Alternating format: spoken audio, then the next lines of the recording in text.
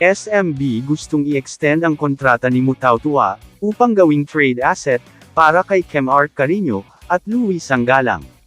Sa balita nga ni Sir Snow Badwa, na mag-renew nga daw ng kontrata, si Mola Tautua ng 1 taon.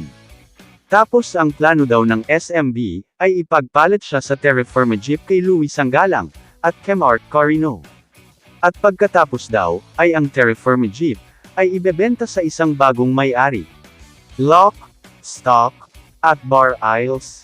Ang hint ni Sir Snow Badwa, sa bibili ng koponan ng Terra Firma.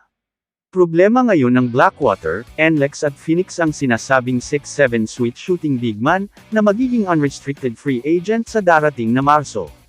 At interesado nga din kay Tautua, ang Converge Fiber XERS, na kuhanin ang big man ng San Miguel Beermen, na si Mutautua. Kung magiging unrestricted free agent siya ngayong Marso, si Mola Tautua, ay isang versatile big man, na kilala sa kanyang perimeter shooting, at defensive na kakayahan. Ang kanyang potensyal na walang limitasyon, ay nagdulot ng interes mula sa mga koponan tulad ng Converge, na naghahanap upang palakasin ang kanilang frontline. Ang kakayahan ni Tautua na bantayan ang maramihang mga posisyon, kabilang ang pagsalungat sa maliliit na pasulong, ay maaaring magbigay sa Converge, ng malaking kalamangan sa magkabilang dulo ng court.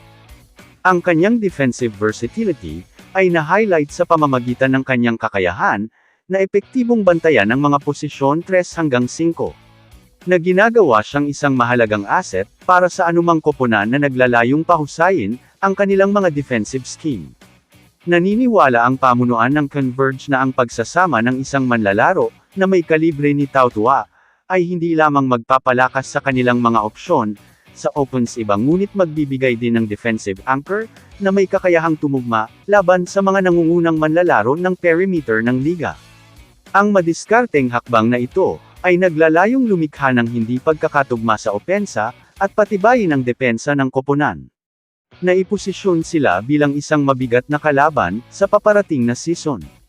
Habang papalapit ang panahon ng libreng ahensya, magiging kawili-wiling makita kung paano lumaganap, ang mga negosasyon at kung isusuot ni Toshua ang Converge jersey, sa malapit na hinaharap.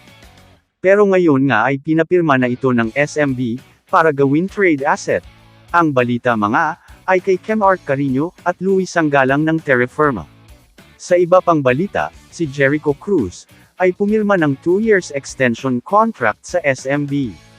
Mananatiling beerman si Jericho Cruz. Sa kabila ng maagang paglabas sa PBA Commissioner's Cup, ibinabalik ng San Miguel, ang matitigas na ilong na gwardya para sa isa pang tour of duty.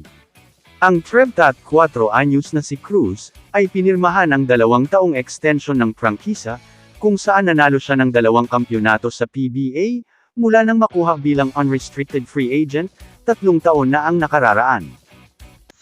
Kamusta mga idol? Sports Zone PH, para sa sports news and update. Kung bago ka pa lamang dito sa channel ko, pindutin mo na ang subscribe button at notification bell, para lagi kang update sa mga sports news.